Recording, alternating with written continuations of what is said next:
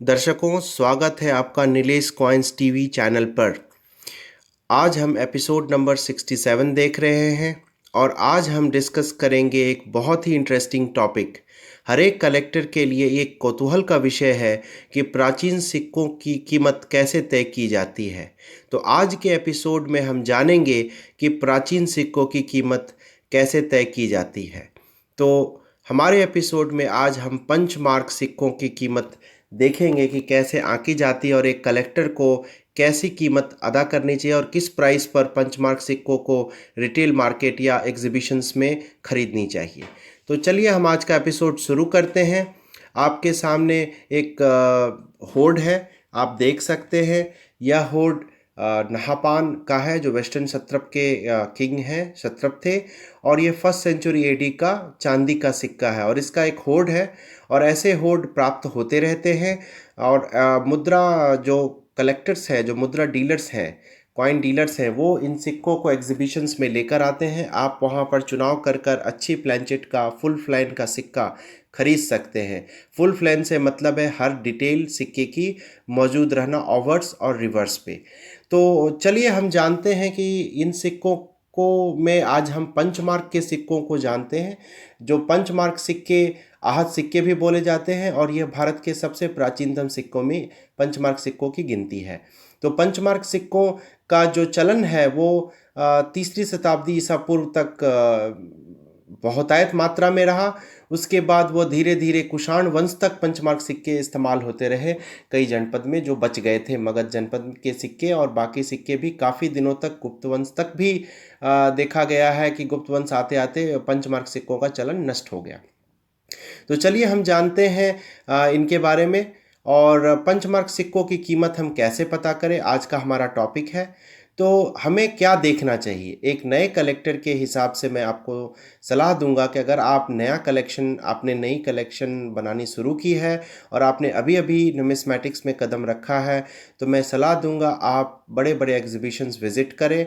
वहाँ बड़े बड़े नीलामी घर, ऑक्शन हाउसेस होते हैं, उनकी कैटलॉग्स को लें, उनकी कैटलॉग से ले। और आजकल ऑनलाइन में भी ये सुविधा प्राप्त है। आप मारुधर आर्ट्स, ओसवाल एंटीक्स और टोडीवाला ऑक्शंस, ऐसे बड़े बड़े जो नामी गिरामी ऑक्शन हाउसेज हैं, उनकी कैटलॉग आप ऑनलाइन भी देख सकते हैं। बॉम्बे ऑक्शंस, ऐसे कई सारे ऑक्शंस हैं, आप देख सकते हैं। और उनकी कैटलॉग में आप कीमत और डिस्क्रिप्शन, कॉइन की पिक्चर, डिस्क्रिप्शन और उसकी इस्टीमेट दी रहती है। इस्टीमेट का मतलब आकलन, अनुमानित न्यूनतम कीमत क्या है, अनुमानित अधिकतम कीमत क्या है, तो वह एक रेंज के रूप में दी रहती है। जैसे उदाहरण स्वरूप आपके सामने है, आप देख सकते हैं अनुमानित जो न्यूनतम कीमत है सिक्के की, ये हम कैसे पता करें। तो इसके लिए उदाहरण मैंने लिया है, कैटलॉग में कीमत का अनुमान अगर लिखा है 500 से 600 रुपये के बीच, तो आप 500 रुपये ही आप पे एज ए कलेक्टर आपको सिक्के की कीमत 500 रुपये ही लगानी चाहिए। तो इस प्रकार हम प्राचीन सिक्कों की गणना करते हैं। और जिनको थोड़ा कौतूहल है और साइंस से हर चीज़ों को जोड़ते हैं, तो उनके लिए एक थोड़ी सी मॉडलिंग मैंने दी है, मैथमेटिकल मॉडलिंग, कि सिक्कों की कीमत हम कैसे लगा सकते हैं। तो आप देख सकते हैं कि इक्वेशन लिखा है मैंने, एक फंक्शन है। प्राइस जो होती है सिक्के की, वो फंक्शन होती है sellers price P star, lower estimate price E star, और एलपी लेटेंट डिमांड प्राइस, और के एक्सटर्नल फैक्टर। तो इन सब को मिलाकर जब प्राइस हम निकालते हैं तो प्राइस निकल आता है। लेकिन एज ए कलेक्टर जब आप इन बाकी जो चीज़ें हैं, जो अलग अलग घटनाएं घट रही हैं, अगर हम उसको इग्नोर करें, तो हमारे लिए सबसे नो रिस्क वाली सिचुएशन आती है। मतलब कि आइडियल सिचुएशन में आपका अगर प्राइस आप जो पे करते हैं वो लोअर एस्टिमेट है, तो आप हमेशा फ़ायदे में रहेंगे और आपके सिक्के की कीमत और आपको रिटर्न्स आने वाले समय में उसके बहुत ही अच्छे मिलने वाले हैं। तो चलिए अब कुछ लाइव एग्जांपल्स हम जानते हैं और पता करते हैं कि हम उन सिक्कों की कीमत कैसे लगा सकते हैं। तो आपके सामने जो पहला चित्र है आप देख सकते हैं, वह एक ऑक्शन साइट का स्क्रीनशॉट लिया हुआ है मैंने, मरुधर आर्ट्स का।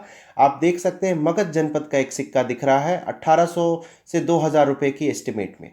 तो आप एज ए कलेक्टर अगर रिटेल मार्केट में एग्जीबिशंस में खरीदते हैं तो इसकी कीमत हमें आपको 1800 रुपये ही लगानी चाहिए। 1800 रुपये में यह सिक्का एक बहुत ही अच्छा बाय होगा, एक बहुत ही अच्छा आपके कलेक्शन में संग्रह करने योग्य होगा। इसी प्रकार दूसरा सिक्का मगध जनपद का आप देख सकते हैं जो 1500 से 2000 के रूप में है, तो आप 1500 रुपये ही आपको अदा करने चाहिए। लेकिन यही चीज़ जब आप ऑक्शन में जाके ख़रीदते हैं तो ऑक्शन में कई बिडर्स होते हैं और वह अगर वह सेम सिक्का उन्हें चाहिए तो कीमत बढ़ सकती है। आप अगर 1500 लगाते हैं और ऊपर वो 1600 लगाते हैं, फिर 2000 लगाते हैं, आप फिर उसके ऊपर लगाते हैं, तो कीमत इस प्रकार बढ़ती है। इससे पता भी चलता है कि सिक्का रेयर है और उसकी कितनी संख्या बची हुई है। तो चलिए अब रेयर कर्स अपन एक देखते हैं मगध जनपद का ही, जो आपके सामने है। 12,000 से 15,000 में यह सिक्का लगा हुआ है। अगर रिटेल मार्केट में यह सिक्का आता है तो 12,000 रुपये इसकी कीमत लगाना योग्य है। और उसके बाद आप देख रहे हैं आंध्रा जनपद। आंध्रा जनपद का ये सिक्का काफ़ी रेयर होता है, साउथ के ये सिक्के माने जाते हैं, प्री सातवाहना पीरियड आप बोल सकते हैं। और इन सिक्कों की कीमत 8,000 से 10,000 रुपये आकी गई है। तो ये 8,000 रुपये इसके लिए रिटेल मार्केट में कीमत लगाना एक कलेक्टर के लिए बिल्कुल सही रहेगा। उसी प्रकार आप देख सकते हैं विदर्भ जनपद का, जो 4,000 से 5,000 के बीच में है, तो उसकी भी कीमत अगर 4,000 लगाई जाती है तो वो ठीक है। शाक्य जनपद, जिसे वज्जी जनपद भी बोल सकते हैं, उसकी कीमत 5,000 से 6,000 रुपये लगाई गई है। तो आप 5,000 रुपये में भी अगर इसे खरीदते हैं तो कोई परेशानी नहीं है, इसका लॉन्ग टर्म में रिटर्न आपको अच्छा मिल सकता है। उस प्रकार गांधार जनपद के आप सिक्के देखिए, यह छोटे डिनोमिनेशन का है। अगर बड़े डिनोमिनेशन का मतलब बेंट बार्स है तो इसकी कीमत 4,000 से 5,000 रुपये है। और अगर यह छोटे रूप में है, जैसा आपके सामने 1/8 सतमन बोलते हैं इसे, तो यह 1,500 रुपये से 2,000 के बीच होती है। तो आज के समय इसके 1,500 रुपये कीमत लगाना सही रहेगी। अब पांचाल जनपद का आप सिक्का देख रहे हैं, जो 8,000 से 10,000 रुपये की है। तो इसे अगर आप रिटेल मार्केट में खरीदते हैं तो 8,000 रुपये। तो लोअर एस्टिमेट आप देख रहे हैं, हम हमेशा लोअर एस्टिमेट लेके चल रहे हैं। जो हमारी इक्वेशन में ई स्टार था, लोएस्ट एस्टिमेट को हम पकड़ रहे हैं और वो सेफर साइड होता है। इस तरह से आप सिक्कों की कीमत लगा सकते हैं। वज्जी जनपद का एक और सिक्का आपके सामने, जो 5,000 से 8,000 के बीच का है। तो इस तरह से आप देखिए 5,000 देने योग्य है ये सिक्का, काफ़ी अच्छा सिक्का है। तो इसमें आप देख सकते हैं, इस तरह से आप अगर इंटरनेट पर रिसर्च करते हैं गूगल के थ्रू, तो सर्च इंजन में डाल के ऑक्शन प्राइस ऑफ कॉइन्स, तो आप देख सकते हैं। आने वाले समय में मैं एक और वेबसाइट की आपकी चर्चा करूंगा, जिसपे आप किसी भी कॉइन की डिटेल डालेंगे तो वो कितने प्राइस में कब कब बिका है वो भी जानकारी प्राप्त कर सकते हैं। तो इस प्रकार से हम प्राचीन सिक्कों की कीमत लगाते हैं और प्राचीन सिक्कों को हम खरीदने से पहले एक बार मार्केट में देखते हैं कि उसकी क्या डिमांड है, वो कितना रेयर है और वह संग्रह योग्य है भी या नहीं, और उसके बाद हम उसकी परचेस करते हैं। तो दर्शकों, अगर आपको हमारा एपिसोड अच्छा लग रहा है, उससे जानकारी में वृद्धि हो रही है, तो लाइक करें, शेयर करें, सब्सक्राइब करें। मैं फिर से इन 100 सब्सक्राइबर को धन्यवाद देना चाहूँगा जिन्होंने हमें सपोर्ट किया है, और आशा है कि आपको हमारी आने वाली वीडियोज़ अच्छी लगेगी। और जिन्होंने अभी तक हमारे चैनल को सब्सक्राइब नहीं किया है, वो कृपया सब्सक्राइब कर लें और आने वाली नई लेटेस्ट अपडेट और वीडियोस को देखें। धन्यवाद।